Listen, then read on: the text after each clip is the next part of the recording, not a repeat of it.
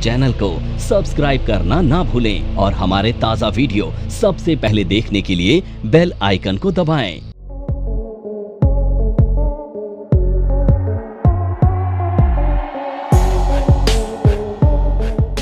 हमने last class में क्या देखा था कि डेप्रिसिएशन ब्लॉक ऑफ एसेट पे चार्ज होता है ना। Depreciation in charge on the block of asset system. Block of asset का मतलब है asset having and the same category, asset falling under the same category and same rate of depreciation is applicable. यानी कि rate of depreciation भी वही होना चाहिए और कैटेगरी भी सेम होनी चाहिए। तो हमने देखा था 40% की बिल्डिंग 40% की प्लांट एंड मशीनरी के ब्लॉक में नहीं जा सकती, है ना। बेसिक डेप्रिसिएशन का रेट दोनों का है, बिल्डिंग का भी 40 है, प्लांट एंड मशीनरी का भी। जो बिल्डिंग में टेम्परेरी स्ट्रक्चर उनका 40% है ना, जब बिल्डिंग में 5, 10 और 40 है, तो 40% वाली बिल्डिंग को 40% वाली प्लांट एंड मशीनरी के साथ ब्लॉक में मर्ज नहीं कर सकते। क्यों? क्योंकि कैटेगरी अलग है।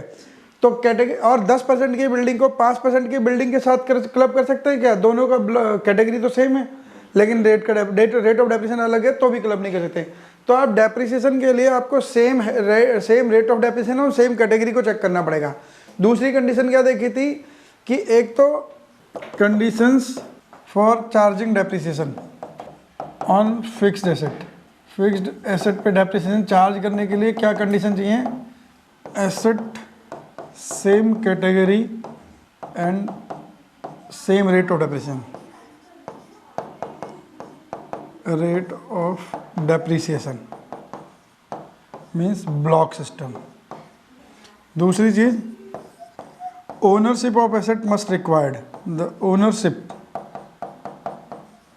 यानी कि जो एसेट आपकी ओनरशिप में है, बेशक वो लीगल ओनरशिप हो, बेशक फिजिकल ओनरशिप हो, तो आप उसकी उसके ऊपर डेप्रिसिएशन चार्ज करते हो। लीगल ओनरशिप का मतलब आपने बिल्डिंग खरीद ली, अब बिल्डिंग की रजिस्ट्री आपकी कंपनी के नाम पे है, बिल्डिंग आपकी रजिस्ट्री करने कंपनी के नाम पे रजिस्टर्ड है, आपके बिजनेस के नाम पे रजिस्टर्ड है, तो वो क्या है? लीगल ओनरशिप है। दूसरी चीज़ है कि आपने जब कार खरीदते हो, कोई हायर परचेज पे कोई कार खरीदते हो, जैसे किस्तों पे लेते हैं जो कार, जैसे हायर परचेज सिस्टम पढ़ा था ना आपने, हायर परचेज पढ़ा होगा 12वीं में। तो हायर परचेज सिस्टम पे 12वीं में और जब ग्रेजुएशन में हायर परचेज सिस्टम पढ़ रहे थे, तो आप हायर परचेज में गाड़ी खरीदते हो, तो क्या आप कार को बेच सकते हो? जो कार आपने हायर परचेज पे ली है, क्या आप उसे बेच सकते हो बिना बैंक की परमिशन के? बेच ही नहीं सकते, क्योंकि बैंक ने उस पर HP लगा रखी है, हायर परचेज हाइपोथिकेशन लगी होती है उस कार के RC पे। तो आप जब तक बैंक का लोन क्लियर नहीं करोगे तब तक आप बेच नहीं सकते। लेकिन जो बिल्डिंग आपके नाम पे रजिस्ट्री है, उस बिल्डिंग को आप कभी भी बेच सकते हो। हाँ, कभी भी बेच सकते हैं, लीगल टाइटलशिप है। लेकिन जब आपके पास हायर परचेज पे कोई गाड़ी आ रही है या लोन पे कोई EMI पे कोई एसेट है, उसकी लीगल ओनरशिप अभी आपके पास नहीं है, लीगल एंटाइटलशिप आपके पास नहीं है, आप उसे बिना बैंक की परमिशन के बेच नहीं सकते हो। पहले आपको बैंक को बीच में डालना पड़ेगा, बैंक के लोन क्लियर करने पड़ेंगे, तब पे कर पाओगे। लेकिन फिजिकली कौन यूज कर रहा है, उसके बेनिफिट कौन उठा रहा है? आप। तो फिजिकल बेनिफिट उठा रहे हो क्योंकि आप उसको फिजिकली आप यूज कर रहे हो, केवल एंटाइटलमेंट आपके नाम पे नहीं है, तो इस बेस पे डेप्रिसिएशन से छूटा नहीं जाएगा, आप डेप्रिसिएशन चार्ज कर सकते हो उसके ऊपर भी। तो लीगल हो या फिजिकल हो, आपके पास पोजीशन होना चाहिए। तो अगर आप उसे सारे उसका बेनिफिट आप यूज कर रहे हो उस पर्टिकुलर एसेट से, तो उस पर आप डेप्रिसिएशन चार्ज कर सकते हो, है ना। तो ओनरशिप होनी चाहिए। इसमें पार्शियल ओनरशिप भी इंक्लूड है। पार्शियल ओनरशिप का मतलब क्या है कि मान लीजिए ये आपने एक फैक्ट्री ले रखी है किराए पर, ये फैक्ट्री बिल्डिंग है किराए पर आपके पास। अब इसमें ना स्पेस कम पड़ रहा है, अब आपके पास ऑप्शन क्या है? या तो कोई दूसरी जगह ढूंढो इससे बड़ी वाली, या फिर इसके बगल में कोई दूसरा आसपास मिल जाए 2-4 जगह, तो इसे भी रखो और उसे भी रखो, दो है। लेकिन दो अलग अलग बिल्डिंगों में 2 अलग अलग जगह जाने में पूरी सेटअप करी मशीनरी को, प्लांट एंड मशीनरी को उठा के कहीं दूसरी जगह ले जाने में प्रॉब्लम है। प्लस इसी के आसपास कहीं दूसरी जगह ढूंढोगे तो मॉनिटरिंग में प्रॉब्लम है, कंट्रोलिंग में प्रॉब्लम है। 2 अलग अलग जगह पे सिक्योरिटी मतलब मॉनिटरिंग के लिए अलग अलग लोग बैठाने पड़ेंगे, या एक आदमी कंट्रोल मैनेजमेंट करेगा तो कभी इधर जाना पड़ेगा उसे, कभी उधर जाना पड़ेगा, क्योंकि दोनों फैक्ट्रियों को कंट्रोल भी करना है। तो अब आपके पास दूसरा ऑप्शन क्या है? आप कंपनी इस फैक्ट्री के ओरिजिनल लैंड ओनर को बोलो, भाई तुम इसमें ना 1 फ्लोर और बना दो, जो तुम मेरे को किराया दो बढ़ाओगे मैं किराया दे दूंगा, तुम इसके ऊपर 1 फ्लोर और बना दो। अब मकान मालिक क्या कह रहा है कि मेरे पास पैसे नहीं है भाई बनाने के लिए, तुम्हें बनाना है तुम बना लो, तुम जब जाओगे तब बाद में हिसाब करेंगे, अभी तुम बना लो, तुम रह लेना, यूज कर लेना, लेकिन मैं नहीं बना सकता, मेरे पास कैपिटल लगाने के लिए नहीं है, मैं तो अपने किराए से घर चला रहा हूँ, मेरे पास पैसा नहीं है। तुम्हें तकलीफ है, तुम अपने इसके ऊपर स्ट्रक्चर बना लो, सुपर स्ट्रक्चर तुम बना लो, जब जाएंगे तब देखेंगे क्या होगा, लेकिन तुम बना लो, तुम रह लो, मेरे कैपिटल पैसा तुम्हें लगाना पड़ेगा। तो आपके बिजनेस ने इसके ऊपर कैपिटल कॉस्ट लगा दी, ये कैपिटल कॉस्ट लगा दी उसने ऊपर का फ्लोर बनाने के लिए। तो अब ये क्या ऊपर का फ्लोर इस कंपनी का हो गया? नहीं, फैक्ट्री के मालिक का कोई हो गया, लेकिन इसने ये कैपिटल एक्सपेंडिचर करा है या रेवेन्यू एक्सपेंडिचर करा है? जो ऊपर का फ्लोर बनाया है, is it a revenue expenditure और कैपिटल एक्सपेंडिचर? कैपिटल एक्सपेंडिचर है। रेवेन्यू एक्सपेंडिचर, कैपिटल एक्सपेंडिचर का मतलब है वो एक्सपेंडिचर जो आपकी अर्निंग एफिशिएंसी को बढ़ा रहा है, आपकी प्रोडक्शन एफिशिएंसी को बढ़ा रहा है ना ये, तो ये रेवेन्यू एक्सपेंडिचर नहीं है, कैपिटल एक्सपेंडिचर है। और आप इसका मोर देन 1 ईयर यूज करने वाले इस एसेट को। अब ये जो फ्लोर आपने बनाया है, क्या 1 साल में खत्म हो जाएगी इसकी यूटिलिटी? इसकी यूटिलिटी तो कई साल तक रहेगी ना, जब तक आप फैक्ट्री पूरे किराए पर रहेगी तब तक ये यूटिलिटी देगा आपको। तो एक तो आपकी अर्निंग कैपेसिटी बढ़ा रहा है, प्लस इसकी यूजफुल लाइफ भी बहुत ज़्यादा है, तो दोनों चीज़ें बढ़िया। तो ये कैपिटल एसेट है, ये कॉस्ट जो है कैपिटल कॉस्ट है ये। तो आप इस कैपिटल कॉस्ट को अब प्रॉफिट एंड लॉस अकाउंट में डेबिट नहीं कर पाओगे, यानी कि आपको कहाँ ले जाना पड़ेगा? बैलेंस शीट में। इस कॉस्ट को कैपिटलाइज करना पड़ेगा। ये जो फैक्ट्री ओरिजिनली किराए पे, ये आपकी बिल्डिंग आपकी बैलेंस शीट में कैपिटलाइज नहीं है, क्योंकि आपने बनाई नहीं है, इसमें कैपिटल कॉस्ट लगाई नहीं है। ये जो रेंटेड फैक्ट्री है, ये आपकी बैलेंस शीट में कैपिटलाइज हो ही नहीं सकती। ना तो आपके पास लीगल ओनरशिप है, ना आपके पास फिजिकल ओनरशिप है on the basis of payment made to an owner. आपने ओनर को पैसा नहीं दिया, आप राइट टू यूज ले रहे हो, किराए पे ले रखी है आपने। लेकिन जो ऊपर का फ्लोर बनाया है वो आपने कैपिटल पे एक्सपेंडिचर खुद खर्च कर रहे हैं, और यूटिलिटी भी आप ही यूज करोगे, और मोर देन 1 ईयर उसकी यूटिलिटी आपके लिए आएगी। तो अब सब कुछ, सारे फैक्टर अवेलेबल हैं जो एक फिक्स एसेट को बनाने के लिए होते हैं। तो अब आपके पास ये कैपिटल एसेट है, कॉस्ट जो है कैपिटल कॉस्ट है, और इस कैपिटल एक्सपेंडिचर को आप बैलेंस शीट में डेबिट करोगे, और इसके ऊपर डेप्रिसिएशन लोगे आप, है ना। बैलेंस शीट की एसेट साइड में ऐड कर दोगे और इसके ऊपर डेप्रिसिएशन लोगे। इसे बोलते हैं पार्शियल डेप्रिसिएशन मिलना, है ना, पार्शियल ओनरशिप के वजह से। आपको फ्रैक्शनल, एक्चुअल टेक्निकल नाम है फ्रैक्शनल ओनरशिप, इसे बोलते हैं फ्रैक्शनल ओनरशिप। तो इस फ्रैक्शनल ओनरशिप के बेस पे भी आपको डेप्रिसिएशन मिल सकता है। लीगल ओनरशिप, फ्रैक्शनल ओनरशिप और on the basis of position, तीनों के से कैसी भी ओनरशिप होगी आपको डेप्रिसिएशन चार्ज कर सकते हो आप इसके ऊपर। The asset must be in business on last day of the financial year. ये लास्ट डे आपकी बुक्स में होनी चाहिए, last day of financial year. जिस फाइनेंशियल ईयर की आप बैलेंस शीट बना रहे हो, उस फाइनेंशियल के आखिरी दिन में, यानी कि 31 मार्च को आपके ब्लॉक में वो एसेट होनी चाहिए। अगर ब्लॉक में एसेट नहीं होगी तो भी आपको डेप्रिसिएशन नहीं मिलेगा। वो हमने परसों भी डिस्कस कर रहा था, अगर ब्लॉक में एसेट नहीं है या ब्लॉक में वैल्यू नहीं है तो डेप्रिसिएशन खत्म हो जाता है। तो आपके पास एसेट होनी चाहिए with value in the block, asset भी और value in the block, block में वैल्यू भी होनी चाहिए, दोनों चीज़ होंगी तो डेप्रिसिएशन मिलेगा। तो अगर आपके पास ओनरशिप नहीं है तो डेप्रिसिएशन नहीं ले सकते, ब्लॉक में एसेट नहीं है तो नहीं ले सकते, ब्लॉक में वैल्यू नहीं है तो भी डेप्रिसिएशन नहीं ले सकते आप। अगर ये सारी कंडीशनें पूरी होती है तो आप डेप्रिसिएशन ले सकते हो। अब डेप्रिसिएशन कैलकुलेट कैसे करते हैं, यहाँ तक क्लियर है, हटा दूँ? तो अब हम देख रहे थे कि डेप्रिसिएशन चार्ट, डेप्रिसिएशन कैलकुलेशन कैसे करते हैं। तो कैलकुलेशन ऑफ डेप्रिसिएशन चार्ट बना रहे हैं, depreciation chart for financial year 2022-23। ये लिखने की ज़रूरत नहीं है कि as per income tax act, क्योंकि हम पढ़ी सेक्शन 32 रहे हैं, तो वो depreciation as per income tax है। लेकिन जब आप बैलेंस शीट में एक्चुअल में बनाओगे तो यहाँ लिखना पड़ता है, क्योंकि वहाँ पे कंपनीज एक्ट का अलग डेप्रिसिएशन चार्ट बनता है, इनकम टैक्स का अलग बनता है। तो वहाँ लिखना पड़ेगा depreciation as per income tax act और एज पर कंपनीज एक्ट, वहाँ आपको लिखना पड़ता है। तो यहाँ तो अभी हम क्योंकि बस सेक्शन 32 ही पढ़ रहे हैं, तो ये बाय डिफ़ॉल्ट है कि सेक्शन 32 में तो हम इनकम टैक्स वाले डेप्रिसिएशन ही निकाल रहे होंगे। तो डेप्रिसिएशन चार्ट के लिए क्या क्या फील्ड चाहिए, अभी मैं वो लिख रहा हूँ, सीरियल नंबर, पर्टिकुलर, ये सारे फील्ड होने चाहिए। आगे पीछे प्लेसमेंट हो सकती है, कोई प्लेसमेंट फिक्स नहीं है, आप अपनी कन्वीनियंस के हिसाब से आगे पीछे कर सकते हो। पर्टिकुलर का नाम है यहाँ पे एसेट का नाम, rate of depreciation, WDV as on 1 April 2022, साल के पहले दिन WDV क्या थी। इसे ओपनिंग WDV भी लिखा होता है कई जगह पे, है ना, कई जगह पे ऐसे लिखा होगा, कहीं पे ओपनिंग WDV लिखा होगा। फिर लिखा होता है addition put to use greater than 180 days वाला, और put to use less than 180 days.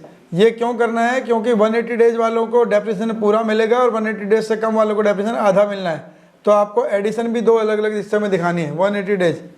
Deletion, आपने कितनी सेल कर दी। और क्लोजिंग वैल्यू, ये क्लोजिंग वैल्यू है बट वो नहीं है, WDV नहीं है। Closing value, depreciation for current year, depreciation for the year, इस साल का डेप्रिसिएशन, और क्लोजिंग WDV, इसे बोलते हैं क्लोजिंग WDV, क्लोजिंग WDV। अब सीरियल नंबर 1 बिल्डिंग, ये है ऑफिस बिल्डिंग और ये है ऑफिस एंड फैक्ट्री, दोनों हो सकती हैं यहाँ पे, है ना। ऑफिस एंड फैक्ट्री, ये रेजिडेंशियल बिल्डिंग है। दूसरी फर्नीचर एंड फिक्सचर, ये ऑर्डर भी फिक्स नहीं है, एसेट को किस ऑर्डर में रखना है कोई फिक्स नहीं है, आगे पीछे कर सकते हो अपनी कन्वीनियंस के हिसाब से, या जैसा पैटर्न चला आ रहा है पुराना उसी चार्ट को आगे अप्लाई कर सकते हो। प्लांट एंड मशीनरी, हाँ बिल्कुल आएगा, टेम्परेरी स्ट्रक्चर भी होगा तो वो भी आ सकता है। अगर नहीं है तो ज़बरदस्ती चार्ट में, अगर कंपनी के पास नहीं है तो चार्ट में दिखाने का कोई फ़ायदा नहीं है ना, उसे भीड़ में बढ़ाने का। अगर है तो दिखाना पड़ेगा, यहीं डालना पड़ेगा, जहाँ बिल्डिंग लिखी है इसी के नीचे डालना पड़ेगा।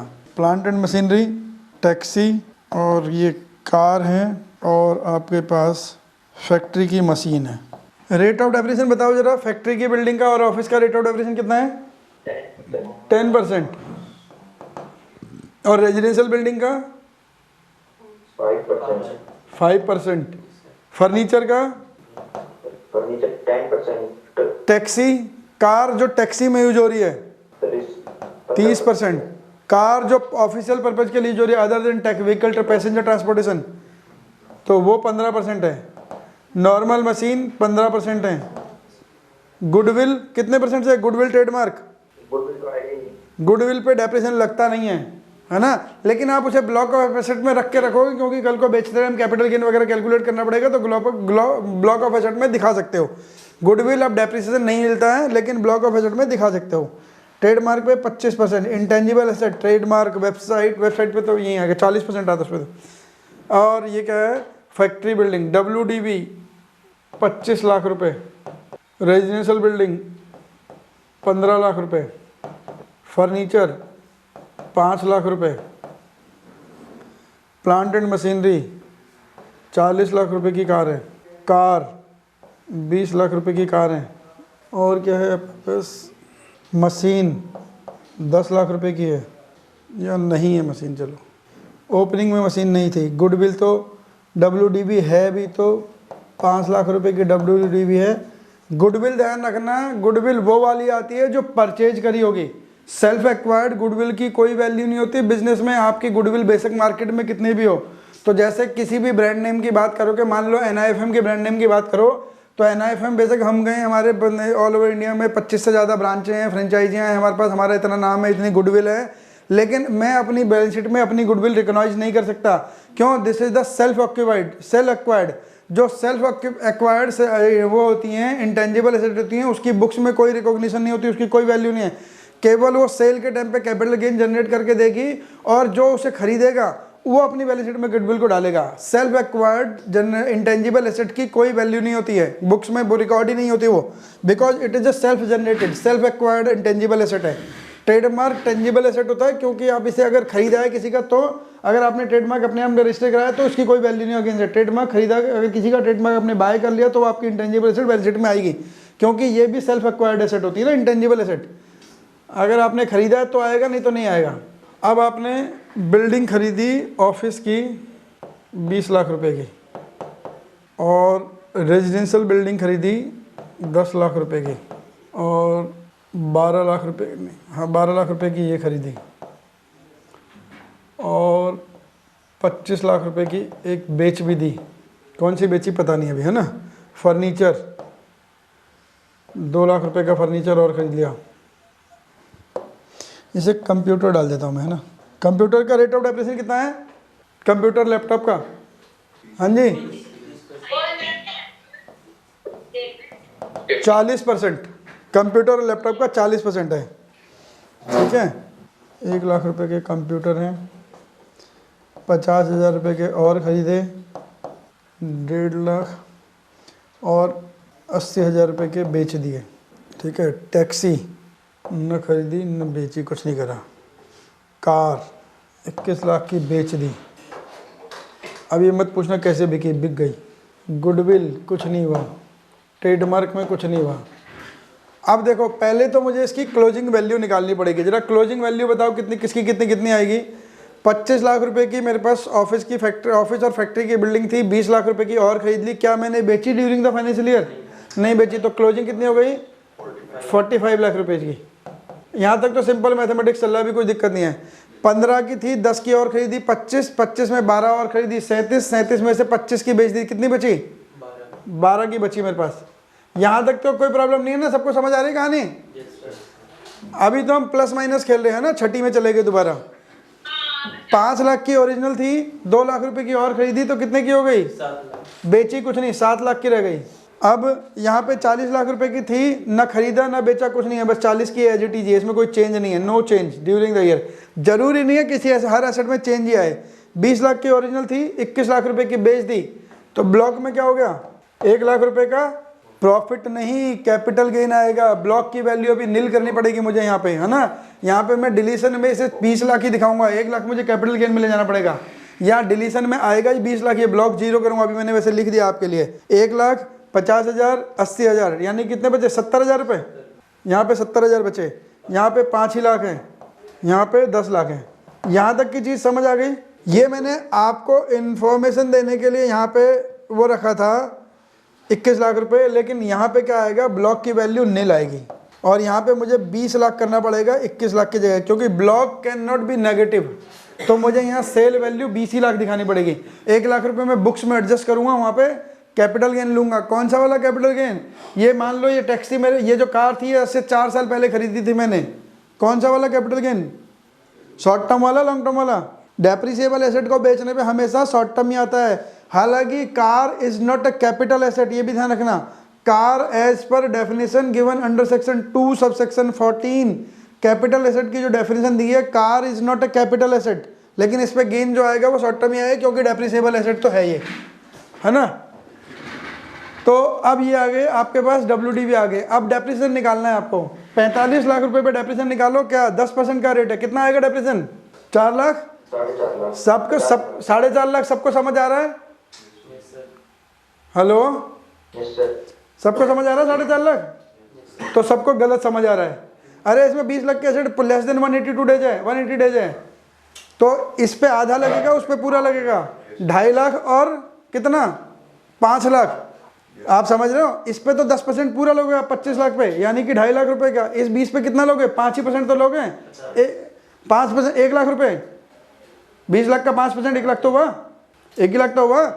2.5 लाख ये, 1 लाख ये, कितना होगा? 3.5 लाख। 4.5 कह रहे थे, वो नहीं था, 3.5 लाख रुपए आएगा। आपको यही देखना है, नंबर ऑफ डेज भी तो याद रखने हैं। अब इस 12 लाख पे निकालो जरा, अब आएगा मजा। 12 लाख पे निकालो, मेरे पास एसेट ही 12 लाख है, 15 लाख पे कैसे निकाल दोगे? हाँ जी, 12 लाख पे निकालो डेप्रिसिएशन। ध्यान रखना, अगर आपके ब्लॉक में कोई एसेट लेस देन 180 डेज की है तो पहले उसका डेप्रिसिएशन निकालोगे। यानी कि ये 12 के 12 लाख की वैल्यू पता है कौन सी? ये वाली, इस पे निकालना पड़ेगा आपको बस। तो अगर मान लो यहाँ पे मेरे ब्लॉक में 15 लाख की वैल्यू बची होती तो पता क्या करता मैं? अगर यहाँ पे मेरे पास 15 लाख होते तो पहले मैं 12 लाख ये निकालता, लेस देन 180 डेज का डेप्रिसिएशन निकालता, और 3 लाख पे मोर देन 180 डेज का डेप्रिसिएशन निकालता। बात समझ आ रही है? अगर यहाँ ब्लॉक में लास्ट में 15 लाख रुपए बचते मेरे पास, तो मैं क्या करता? पहले मैं 12 लाख रुपए पे लेस देन 180 डेज का डेप्रिसिएशन निकाल लेता, बचे हुए 3 लाख पे मोर देन 180 डेज का, यानी कि पूरे साल का डेप्रिसिएशन निकालता। अगर 15 लाख होती तो इस 15 को नहीं मानता मैं कि ये 15 पे पूरा निकाल दो, नहीं, आपको उल्टा करना पड़ेगा। पहले कम वाली पीरियड वाले का डेप्रिसिएशन चार्ज करना पड़ेगा। यानी कि ये मान के चल रहे हो एक तरह से फीफो वाला अरेंजमेंट है। फीफो था ना, फर्स्ट इन फर्स्ट आउट, कि आप कह रहे हो कि जो एसेट पुरानी थी हमने पहले वो बेची है, ये नहीं बेची है ना। इनकम टैक्स यही कह रहा है आपको कि अगर आपके पास ब्लॉक में वैल्यू बची है जो कि टोटल ब्लॉक की वैल्यू से कम है, मतलब यहाँ पे जो एडिशन से कम है या डिलीशन से कम है। एडिशन तो कितनी थी? 22 लाख रुपए की एडिशन थी ना, लेकिन बची कितनी लास्ट में? 12 लाख की बची। तो पहले आप डेप्रिसिएशन इस पे लगाओगे जो आपकी लेस देन 180 डेज है। अगर उसके बाद ब्लॉक में कोई वैल्यू बचेगी तो उस पर पूरा डेप्रिसिएशन लगाओ। यानी कि अब इस 12 लाख पे कितना लगेगा? 6 महीने का। हाफ ऑफ द रेट कर लो या परसेंटेज कर लो। 12 लाख का 2.5% कितना आएगा? 30,000 रुपये। ये समझ आ गया 30,000 रुपये कैसे आया? पहले आपको डेप्रिसिएशन चार्ज करना है on the asset which has you to put to use period of less than 180 days. जिनका 180 डेज से कम का पुट टू यूज पीरियड है उस पर डेप्रिसिएशन चार्ज करोगे। अब ये 7 लाख बचे हैं, इसमें लगाओ कितना डेप्रिसिएशन आया? 60,000 आ गया। 60,000 सबको समझ आया? इस पर डेप्रिसिएशन कैसे आया? 10% और 5%। हाँ, इस 5 लाख पे पूरा लगेगा, इस 2 लाख पे आधा लगेगा, तो पूरा कितना आएगा? 60,000 रुपये। ये 60,000 सबको समझ आ गया ना ऑनलाइन वाले बच्चों? 5 लाख का 10% 50,000, 2 लाख का 5% 10,000, तो 60,000 हो गया, क्योंकि इसका put to use less than 180 days था। अब चलते हैं, टैक्सी कितने की बची है मेरे पास, 40 लाख रुपए की बची है पूरी की पूरी। तो 40 लाख रुपए की बची तो 30% निकाल दो, कितना हो गया 12 लाख। ओरिजिनल से ही चला आ रहा है, उसमें कोई चेंज ही नहीं हुआ इस साल। कार कितना, ये मैंने कार 31 मार्च 2023 को बेची है, क्या डेप्रिसिएशन मिलेगा, 31 मार्च 2023 को बेची है कार मैंने। हाँ जी, इसकी डेट ऑफ सेल है 31/3/2023। क्या मैं इस कार पे डेप्रिसिएशन चार्ज कर सकता हूँ, नहीं। क्लास वाले बच्चे कह रहे हैं हो सकता है, ये कौन झूठ बोल रहा है फिर, ये कौन चित्रकार है ना, कौन झूठ बोल रहा है। अरे क्लास वाले बच्चों ने तो लिख के पढ़ा है, फोटो भी खींची है, आपको अभी फोटो खींची ना, that asset must exist in the block as on last day of the financial year. क्या 31 मार्च को है एसेट, ये 31 मार्च को बेच दी, कहाँ से एसेट बची है आपने, नहीं सर हमने रात को 12 बजे बेची थी, ऐसा है। अगर रात को 12 बजे भी बेची तो 31 मार्च को तो निकल गई ना एसेट, तो ब्लॉक में 31 मार्च को एसेट थी, नहीं थी। आप कंपनीज एक्ट पे डेप्रिसिएशन लोगे, मैं मना नहीं कर रहा हूँ, कंपनीज एक्ट में आपको पूरे 364 दिन का डेप्रिसिएशन मिलेगा, लेकिन इनकम टैक्स में डेप्रिसिएशन नहीं मिलेगा। और आपको हम इनकम टैक्स का डेप्रिसिएशन कैलकुलेट करना सीख रहे हैं, अभी हम कंपनीज एक्ट का नहीं सीख रहे हैं। अगर आप बुक्स में एंट्री करोगे तो पूरे 364 दिन का डेप्रिसिएशन चार्ज करोगे, क्योंकि आपने 31 मार्च को लास्ट दिन बेची है ना, तो वहाँ पे 364 दिन का डेप्रिसिएशन लोगे इसके ऊपर। लेकिन इनकम टैक्स में सेक्शन 32 में आप डेप्रिसिएशन चार्ज नहीं कर रहे हो, because that asset does not exist on the last day of the financial year in the block. Block में 31 मार्च को एसेट है ही नहीं आपके। इस 15% के ब्लॉक में एसेट बताओ मुझे कितनी की है, क्या वैल्यू है, नहीं। एक कार थी, 2 कार थी, जितनी भी थी कार सारी चली गई, वैल्यू भी चली गई, कुछ भी नहीं बचा मेरे पास। और 31 मार्च को भी बेची तो भी क्या फर्क पड़ता है। 31 मार्च को जब आप बुक्स क्लोज कर रहे हो, क्या उस दिन आपके बैलेंस शीट में कार है, नहीं है ना। रात को 11:59 पे बेचोगे तो 31 तारीख को निकाल दी ना आपने। अब तो वो वाला टाइम नहीं खेल रहे हम, है ना। 31 मार्च रात को 11:59 पे बेची, देखो आखिरी सेकंड तक हमारे पास थी, नहीं थी, 31 मार्च को निकल गई ना, निकल गई, खत्म कहानी। तो ब्लॉक में एग्जिस्ट नहीं है, कोई डेप्रिसिएशन नहीं है इसका। इस पे कंप्यूटर पे डेप्रिसिएशन निकाल के बताओ जरा। ये भी मोर देन 180 डेज है, ये भी मोर देन 180 डेज है। तो 1.5 लाख में 80,000 का सामान बेच दिया, 70,000 का बचा, तो 70 पे पूरा डेप्रिसिएशन चार्ज करोगे, है ना। दोनों पे पूरे जगह 70 का 40%, 7 चौक 28,000 रुपये आएगा। क्लियर है ये 28,000 रुपये। हेलो, ठीक है ना। ऑनलाइन वाले, और गुडविल पे डेप्रिसिएशन का रेट कितना है, ये लिखवाया ही नहीं ऑनलाइन वाले बच्चों ने। तो गुडविल पे डेप्रिसिएशन का rate, goodwill is not a depreciable asset, है ना। अब गुडविल पे डेप्रिसिएशन मिलना बंद कर दिया है, इनकम टैक्स ने ब्लॉक कर दिया, गुडविल डेप्रिसिएशन अब नहीं ले सकते, तो वो नहीं मिलेगा तो नहीं मिलेगा। अब ट्रेडमार्क पे डेप्रिसिएशन 25%, यानी कि 2.5 लाख रुपये। क्लियर हो गया। अब देखो, ये आपकी क्लोजिंग वैल्यू है, ये डेप्रिसिएशन है, इसे माइनस कर दोगे तो क्लोजिंग WDV निकल जाएगी। 45 लाख में से 3.5 लाख रुपए घटा दो, हाँ जी 41,50,000। सर खुद भी कुछ कर लो, सब हमसे ही करवा रहे हो सुबह से, है ना। 11,70,000, 6,40,000, 28 लाख नील, ये हो गए आपके 42,000। ये 5 के 5 लाख पूरे हैं। ये कितने बचे, 7.5 लाख। बस ये जो टोटल वैल्यू आएगी, इसका जो टोटल आएगा, ये आपकी WDV है, WDV एज ऑन 31 मार्च। तो क्या ये वैल्यू आपकी बैलेंस शीट में भी आ रही होगी। नो सर, ये ABC लिमिटेड है जिसकी आप बुक्स बना रहे हो। ये जो बैलेंस शीट है आपके, जो डेप्रिसिएशन चार्ट बनाया है आपने ABC लिमिटेड के लिए बनाया है। ये जो टोटल आएगा आपका 0, 2, 5, 4, 9, 9 और 4, 13, 13, 7, 20, 5, 25, 3, 4, 10, 18, 23, 7, 30, 7, 8, 9, 7, 8, 10, 10। हाँ जी, तो ये जो आपके पास वैल्यू आ रही है ना लास्ट में 1 करोड़ रुपए की, क्या ये आपकी बैलेंस शीट में दिखेगी, नहीं दिखेगी। क्यों, क्योंकि बैलेंस शीट में तो कंपनीज एक्ट वाली वैल्यू दिखती है जो आपने बुक्स में डाली होगी। ये तो इनकम टैक्स का डेप्रिसिएशन चार्ट है, ये बैलेंस शीट में नहीं दिखेगी कहीं पे भी, ये इसी चार्ट में ही दिखेगी हमेशा आपको। बुक्स में आपकी इन्हीं एसेट की वैल्यू बुक्स में कुछ और आ रही होगी। केवल पार्टनरशिप, और अगर पार्टनरशिप होती, प्रोप्राइटरशिप होती, तो हम एक ही डेप्रिसिएशन चार्ट बनाते, वही बुक्स में होता, वही चार्ट में होती वैल्यू, क्योंकि वहाँ पे कंपनीज एक्ट के रूल लगते ही नहीं है। लेकिन अगर प्राइवेट लिमिटेड कंपनी में काम करोगे तो जिसमें ROC के गाइडलाइंस यूज होती हैं, तो वहाँ पे ROC के दिए हुए डेप्रिसिएशन के रेट हैं, उन रेटों से आप डेप्रिसिएशन चार्ज करोगे तो जो रेट इससे डिफरेंट है वो ये रेट है ही नहीं, तो वहाँ डेप्रिसिएशन का रेट अलग है, यहाँ पर डेप्रिसिएशन का रेट अलग है। आप आरओसी की जब प्राइवेट लिमिटेड कंपनी की बुक्स ऑफ अकाउंट बनाते हो तो आरओसी की गाइडलाइंस को फॉलो करते हो, तो वहाँ पे उसके रेट से डेप्रिसिएशन चार्ज करोगे, उसी के रेट से रिकग्नाइज करोगे। वहाँ पे लाइफ ऑफ एसेट भी अलग है, यहाँ पे लाइफ ऑफ एसेट अलग है। तो वहाँ पे WDV SLM ऐसी कोई कहानी नहीं है यहाँ पे। लेकिन इनकम टैक्स में आप केवल WDV मेथड ही अपना सकते हो। इनकम टैक्स में रेट ऑफ डेप्रिसिएशन चार्ज करने के लिए आपको केवल WDV अलाउड है। SLM can be opted only by the power generating और पावर डिस्ट्रीब्यूशन कंपनी। वो कंपनियां जो पावर जनरेशन और पावर डिस्ट्रीब्यूशन में हैं, जैसे BSES है ना दिल्ली में, तो वो पावर डिस्ट्रीब्यूशन में है। तो पावर डिस्ट्रीब्यूशन और पावर जनरेशन की जो कंपनियां हैं वो SLM ऑप्ट कर सकती हैं, और बाकी सबको WDV आना है बाय डिफ़ॉल्ट। बाकी कोई भी SLM नहीं जा सकता। Straight line method of depreciation वो केवल पावर जनरेशन और पावर डिस्ट्रीब्यूशन की कंपनियां ही यूज कर सकती हैं as per section 32 of the income tax act. वो WDV में आ सकती हैं, लेकिन अगर एक बार WDV में आ गई पावर जनरेटिंग कंपनी तो वापस SLM में अलाउड नहीं है उन्हें। एक बार अगर इधर आगे उन्हें लगता है कि मान लीजिए किसी कंपनी को लगता है कि मेरे एसेट की वैल्यू, मेरी जो बुक्स की वैल्यू है वो ज़्यादा फेयर दिख रही है, मेरी प्रॉफिटेबिलिटी की पिक्चर WDV के डेप्रिसिएशन लगाने से ज़्यादा फेयर दिख रही है, तो वो WDV ऑप्ट कर सकते हैं, लेकिन दोबारा SLM में नहीं जा पाएंगे फिर वो। इसलिए पावर जनरेटिंग और ये तो कभी SLM में जा ही नहीं सकते। स्ट्रेट लाइन मेथड जो डेप्रिसिएशन का है वो इसमें ये कभी नहीं जा सकते। केवल पावर जनरेटिंग और पावर डिस्ट्रीब्यूशन कंपनियां वहाँ जा सकती हैं, बाकी कोई नहीं जा सकता। तो ये डेप्रिसिएशन निकालने का तरीका है ना। तो हमने इसमें सब तरह का देख लिया। जब ब्लॉक में वैल्यू थी, कंपटीशन इनकम जब बनती है वो कुछ ऐसे बनती है। ये होता है net profit as per books. ये तो सबका बनता है, कंपटीशन ऑफ इनकम सबकी बनती है। 50 लाख रुपए add depreciation as per companies act. अगर ये कंपनी की कंपटीशन है तो वहाँ पे कंपनीज एक्ट का डेप्रिसिएशन मान लीजिए यह आया था 10 लाख रुपए, तो आपका प्रॉफिट कितना हो गया 60 लाख रुपए, क्योंकि इस 50 लाख में 10 लाख रुपए घटे होंगे ना डेप्रिसिएशन के, तभी तो बुक्स का प्रॉफिट आया था।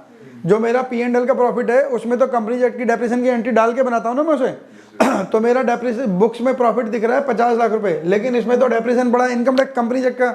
मुझे अलाउ कौन सा होता है इनकम टैक्स के लिए, इनकम टैक्स का। तो यहाँ पे करूँगा less depreciation as per income tax act, IT act.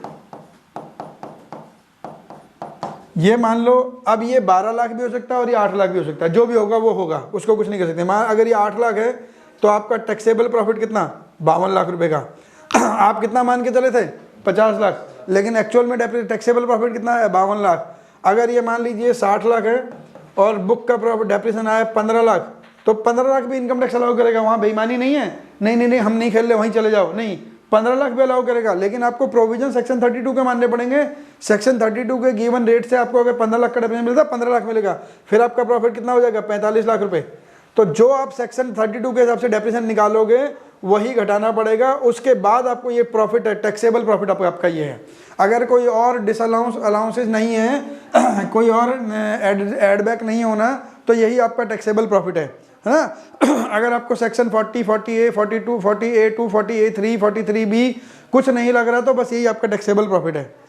तो ये आपका टैक्सेबल प्रॉफिट है 45 लाख या 52 लाख एज द केस में भी, जो भी आपका डेप्रिसिएशन निकला एज पर सेक्शन 32, और उस पर अब आपको टैक्स देना है। तो बैलेंस शीट के ऊपर जो प्रॉफिट एंड लॉस अकाउंट में दिखेगा वो आपको यही प्रॉफिट दिखेगा हमेशा, लेकिन ये एक अलग से प्रॉफिट कंप्यूटेशन बोलते हैं कंप्यूटेशन ऑफ इनकम, ये सबको बनानी पड़ती है। कंप्यूटेशन ऑफ इनकम ये सबको बनानी पड़ती है, चाहे उसके पास कंपनी एक्ट का डेप्रिसिएशन लग रहा है या नहीं लग रहा है। रीज़न क्या है कि देखो आपकी कंपनी ने, आप मान लीजिए प्रोप्राइटरशिप में काम कर रहे हो या पार्टनरशिप में काम कर रहे हो, आप एक पार्टनरशिप फर्म में काम कर रहे हो। इस फर्म ने क्या कर रखा है, टेंडर लेती है ये फर्म, है ना। तो टेंडर लेने के लिए सिक्योरिटी मनी देनी पड़ती है, मार्जिन मनी देनी पड़ती है, कई बार EMD अर्नेस्ट मनी डिपॉजिट देना पड़ता है। तो EMD कुछ कंपनियां कुछ ले लेते हैं, बैंक गारंटी के रूप में लेते हैं कुछ डिपार्टमेंट कहते हैं आपको FD करा के EMD देनी पड़ेगी। तो मान लीजिए इसने एक FD कराई हुई है 1 करोड़ रुपए की, इसके ऊपर साल के लास्ट में इंटरेस्ट आ रहा है, FD ब्रेक नहीं हो रही है, FD तो डिपार्टमेंट ने प्लेज कर रखी है, लेकिन बैंक तो ब्याज देगा ना उस FD के ऊपर।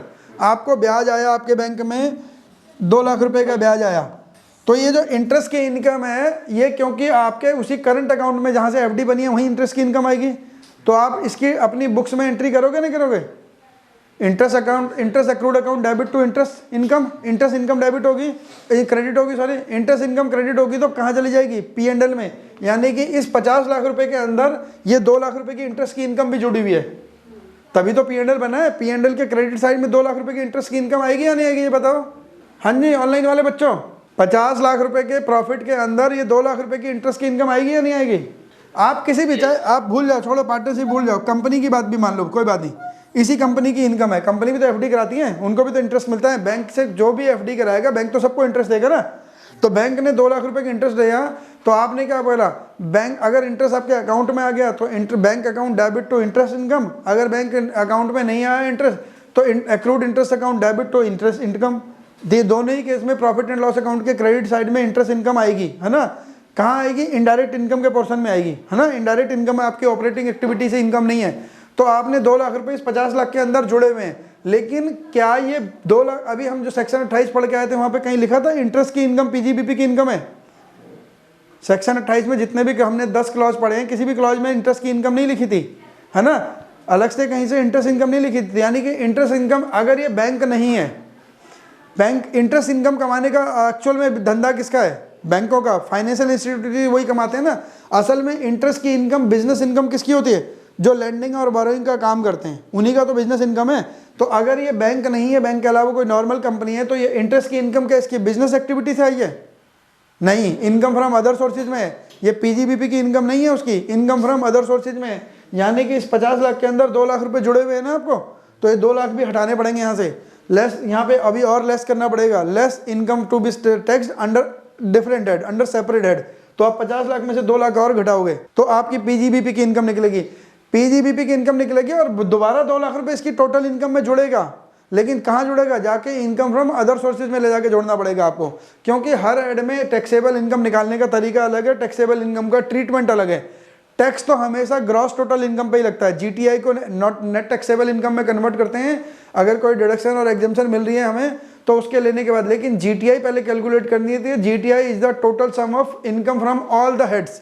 जितने भी 5 हेड इनकम के बताए गए हैं, अगर कहीं से भी कोई इनकम आई है, उन सब की इंडिविजुअल हेड की टोटल इनकम निकाल के उसको जोड़ देते हैं तो ग्रॉस टोटल इनकम हो जाती है। फिर ग्रॉस टोटल इनकम में से अगर आपको कोई डिडक्शन मिलती है 80 सेक्शन 80 से 80 यूयू तक, तो उन डिडक्शन को क्लेम करते हैं, घटा देते हैं। उसके बाद आपके पास नेट टैक्सेबल इनकम बनती है और उसके ऊपर टैक्स कैलकुलेट किया जाता है ना। तो कंप्यूटेशन ऑफ इनकम तो किसी भी फॉर्मेट में आप काम कर रहे हो तो मिलेगा ही मिलेगा।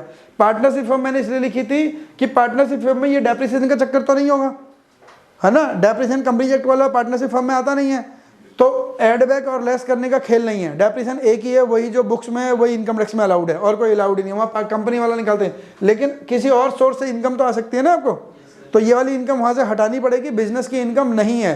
अगर आपने फाइनल अकाउंट्स के पेपर करे होंगे अभी ग्रेजुएशन वगैरह में, तो वहाँ पे पेपरों में क्वेश्चन आते हैं ना कि डॉक्टर को फीस मिल गई, डॉक्टर को इनाम मिल गया, उसने डॉक्टर ने फ्रिज खरीदा था वो अपनी बुक्स में डाल दिया, कैपिटल एसेट में को भी P&L में डेबिट कर दिया।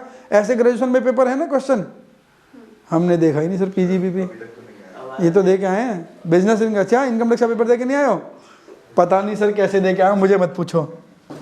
तो कोई बात नहीं, आपको पीजीबीपी की इनकम को पीजीबीपी के जो हमने अभी तक प्रोविजन पढ़ाए हैं, जो आगे पढ़ेंगे, उनके हिसाब से आइसोलेट करना पड़ता है। अगर उसमें कोई और इनकम या किसी और हेड का खर्चा में आ गया है, बिकॉज कि वो खर्चा आपके बैंक अकाउंट से गया था। मान लीजिए कंपनी के ओनर ने एक अपनी बर्थडे पार्टी अनाउंस करी, अपनी करी या अपने बेटे की बर्थडे पार्टी अनाउंस कर दी, और कंपनी के बैंक अकाउंट से पैसे दिलवा दिया, कंपनी के बैंक अकाउंट से पेमेंट करवा दी। जो इवेंट ऑर्गेनाइजर था उसको बुलाया ऑफिस में, पार्टी का वेन्यू डिसाइड हुआ, मेन्यू डिसाइड हुआ, डेट डिसाइड हुई, सारे इवेंट्स डिसाइड हुए, क्या क्या हुए। तो कंपनी ने बैठा ही तो उसने बोला अपने अकाउंटेंट को बोला फटाफट एक यहीं से चेक बना और 10 लाख रुपए का चेक थमा दे इसको। तो ये 10 लाख रुपए का चेक कंपनी के अकाउंटेंट ने कंपनी के बैंक अकाउंट से ही दे दिया, क्योंकि कंपनी का मालिक कह रहा दे दो तो दे दिया। तो क्या ये मेरे बिजनेस का खर्चा है? नहीं है। This is a personal nature expenditure. तो मैंने चेक दे भी दिया तो भी मैं अपने प्रॉफिट एंड लॉस अकाउंट में खर्चा डेबिट नहीं करूंगा, कैपिटल को जाके डेबिट कर दूंगा, है ना। क्यों? क्योंकि ये बिजनेस एक्सपेंडिचर है ही नहीं। अगर यही खर्चा कोई प्रोडक्ट लॉन्च में किया जाता तो बिजनेस एक्सपेंडिचर था, तो बिल्कुल अलाउड था। फिर तो चाहिए प्रोपराइटर अपनी पर्सनल जेब से भी देता तो भी मेरे को यहाँ खर्चा बुक करना पड़ता, बाद में उसको रिइंबर्स करते पैसा हम, है ना।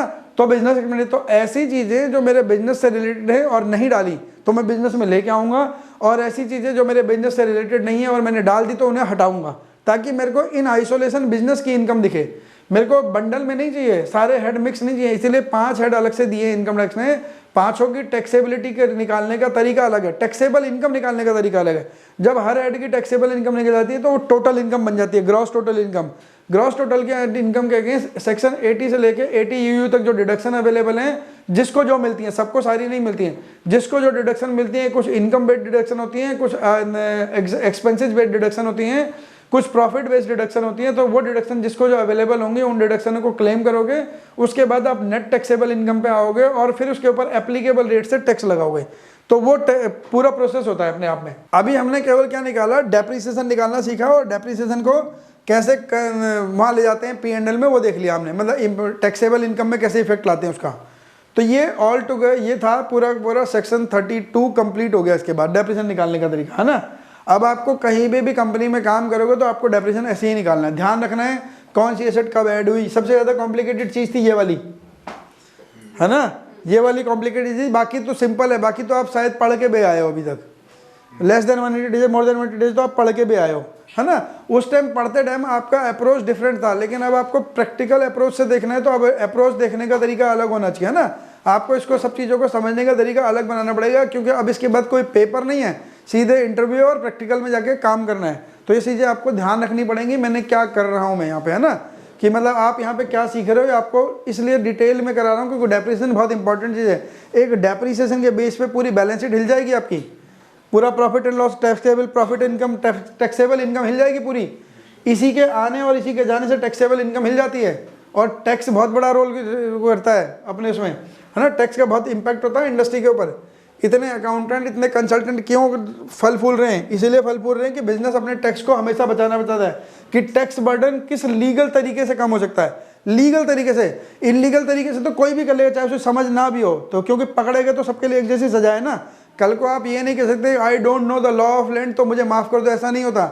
अगर आप कहीं पे हो और आपको लॉ ऑफ लैंड नहीं पता तो वो कोई एक्सक्यूज नहीं है, जो सज़ा उसके लिए है वो है।